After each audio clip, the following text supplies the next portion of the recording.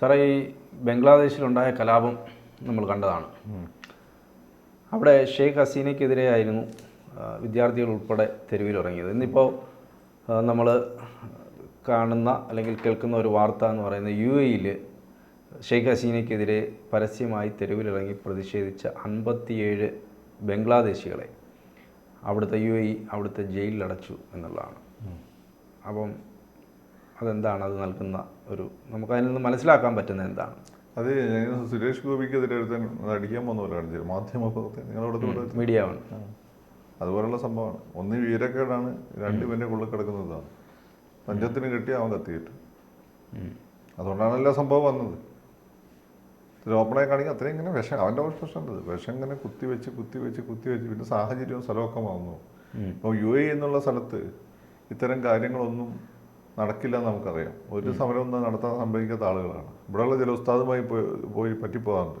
കാരണം ഇവിടെയുള്ള അവരുടെ അനുയായികൾ അവിടെ ഉണ്ടാവും. അപ്പം ഇവർ പോകുന്ന സമയത്ത് പോയി മന്ത്രിച്ച് കെട്ടുകയൊക്കെ ചെയ്യും. അത് വലിയ വിശ്വാസമാണ്.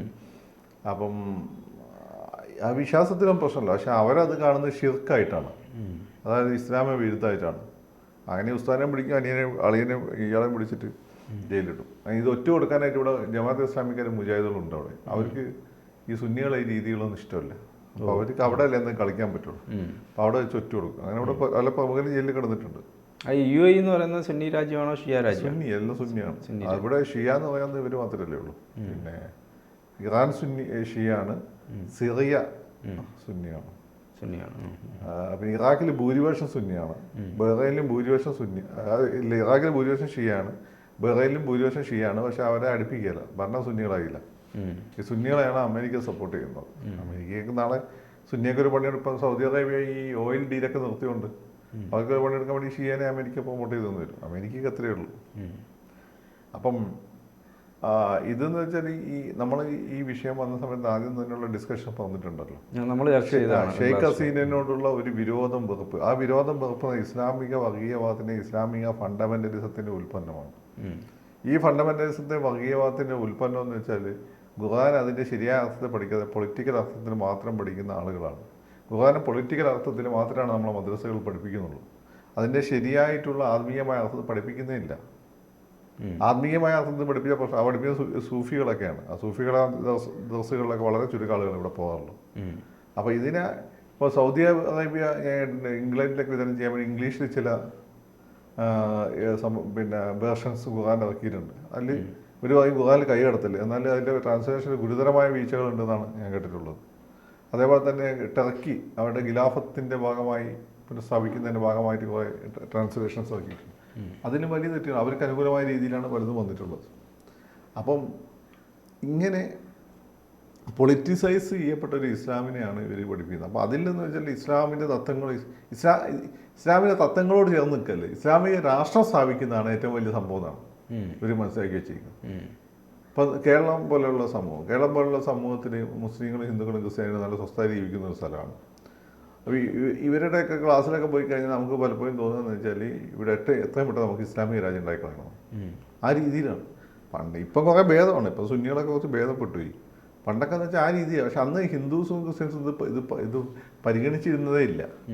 അപ്പോൾ ഇങ്ങനെ പഠിപ്പിക്കുകയും കാര്യങ്ങളൊക്കെ ചെയ്യുകയൊക്കെ ചെയ്തിട്ട് അവസാനം എന്ത് ചെയ്തതെന്ന് വെച്ചാൽ ഈ പറയുന്ന പോലെ കേരളത്തെ സംബന്ധിച്ച് എന്താണെന്ന് വെച്ചാൽ ഇങ്ങനെയൊക്കെ മുസ്ലിങ്ങൾ അങ്ങനെ, അത് മുസ്ലിംസിൻ്റെ രീതിയല്ല, അവരുടെ വിശ്വാസമല്ല കഴിഞ്ഞാൽ ആരും പരിഗണിച്ചില്ല. അങ്ങനെ നിൽക്കുമ്പോഴാണ് ഈ പറയുന്ന സിനിമകളിലൊക്കെ ആരെങ്കിലും ഒരു കുറി തൊട്ടാൽ അത് ഹിന്ദുത്വവാദമാണ്. മോഹൻലാലിനൊക്കെ ഹിന്ദുത്വവാദിയൊക്കെ ആറാം തമ്പുരാനിലെ മോഹൻലാലിൻ്റെ ഏറ്റവും അടുത്ത ഫ്രണ്ട് ബാപ്പുവാണ്. അല്ലെങ്കിൽ ഇന്ദുചൂടൻ്റെ ശത്രു അവിടെയുള്ള നമ്പ്യ ഇയാളാണ്, നായരാണ്. പക്ഷേ ഇന്ദുചൂടനെയൊക്കെ തന്നെ സവർണ്ണ ഹിന്ദു ബിംബാക്കി മാറ്റി. ഇങ്ങനെ വന്ന് ഇവർ ചോദ്യം തുടങ്ങിയപ്പോൾ അപ്പുറത്ത് മറ്റവരും ചോദ്യം തുടങ്ങി. മുസ്ലിം ഇപ്പോഴുള്ള സിനിമകളിൽ മുസ്ലിം ഭീകരവാദത്തെ ന്യായീകരിക്കുന്ന സിനിമകളാണെന്ന് അവർ ചോദ്യം തുടങ്ങി. പണ്ട് ഈ പറയുന്ന പാതിരിമാർ ചെയ്ത പരിപാടിയുണ്ട്. ഹിന്ദു ദൈവങ്ങളൊക്കെ മോശമായി ചിത്രീകരിച്ചു, മുഹമ്മദ് നബീനെയൊക്കെ മോശമായി ചിത്രീകരിച്ചു. അത് പിന്നെ അവർ നിർത്തിവെച്ചതാണ്. ഇതേ പരിപാടി ഇവന്മാർ തുടങ്ങി. ജീസസിൻ്റെ പിന്നെ ജന്മമൊക്കെ ആയിട്ട് ബന്ധപ്പെട്ട് വൃത്തിയുടെ കഥകളൊക്കെ പറഞ്ഞു തുടങ്ങി. ദുആ കമ്മിറ്റി എന്ന് പറഞ്ഞ് പീസ് എന്നൊക്കെ പറഞ്ഞു, പേര് പീസ് എന്നൊക്കെയാണ് എന്നൊക്കെ പറഞ്ഞ ഫൗണ്ടേഷൻ MM ഒക്കെ വന്നേക്കെ അവരാണ്. ആ സ്കൂളിൻ്റെ പ്രശ്നം വന്ന അവരാണ് പീസ് ഫൗണ്ടേഷൻ. പക്ഷേ ദുആ കമ്മിറ്റിയൊക്കെ ഉണ്ട്. അങ്ങനെ ഇവർ ഇങ്ങനെയുള്ള കാര്യങ്ങൾ പഠിപ്പിച്ചത്. അപ്പോൾ ക്രിസ്ത്യാനിയൊക്കെ നന്നായി ചോർന്നു. ക്രിസ്ത്യാനികൾക്കും ചോർന്നു, ഹിന്ദുക്കൾക്കും ചോർന്നു. അവരെന്ത് ചെയ്തു? അവർ തിരിച്ച് മാന്തി തുടങ്ങി. ഹിന്ദുക്കൾ കാര്യമായിട്ട് മാന്തിയില്ല, ക്രിസ്ത്യാനികൾ ആ സബാസ്റ്റ്യൻ പുള്ളിയൊക്കെ 1.5 മാന്തലാ മാന്തി.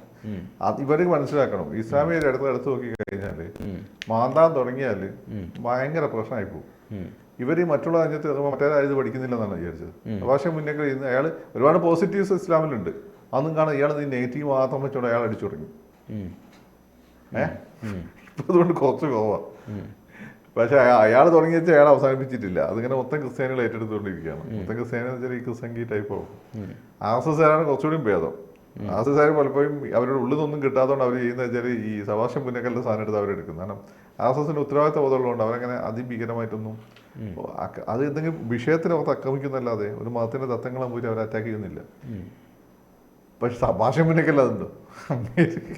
അതാണ് ഇപ്പൊ അവിടെ കണ്ടുകൊണ്ടിരിക്കുക. എനിക്ക് തന്നെ സബാസ്റ്റ്യൻ പുന്നക്കലിന്റെ ചിലത് കാണുമ്പോൾ ഭ്രാന്തെടുക്കാറുണ്ട്. കാരണം വെച്ചാൽ നമുക്കറിയാലോ അത് അങ്ങനെയല്ല, അത് പ്രത്യേക ചരിത്ര സാഹചര്യത്തിലാണ്. പക്ഷെ അയാളെ കൊണ്ട് അങ്ങനെ പറയിപ്പിച്ചതാരാ? അയാളൊരു ലാറ്റിൻ കത്തോലിക് കുടുംബത്തിൽ എനിക്ക് തോന്നുന്നു എച്ചൻ സാങ്കൊക്കെ ആയിരുന്നു. എനിക്ക് അയാൾ പെന്തക്കോസ് അയാളുടെ ഒരു വേർഷനായിട്ട് നടക്കുന്നതാണെന്ന് ഞാൻ മനസ്സിലാക്കുന്നത്. അയാൾ ഇതിനൊന്നും നിന്നല്ലേ, ഇയാൾ തോണ്ടി ഇയാൾ മാന്തി പൊളിച്ചു. അതല്ല, ഈ സാധനമാണ് അവിടെയുള്ളത്. അപ്പോൾ ഇതിപ്പോൾ അവിടെ എന്ന് വെച്ചാൽ അവിടെ ഇസ്ലാമിക രാജ്യം സ്ഥാപിക്കുന്നതിന് ഏറ്റവും വലിയ എതിർപ്പ് ഷെയ്ഖ് ഹസീനയുടെ കയ്യിൽ.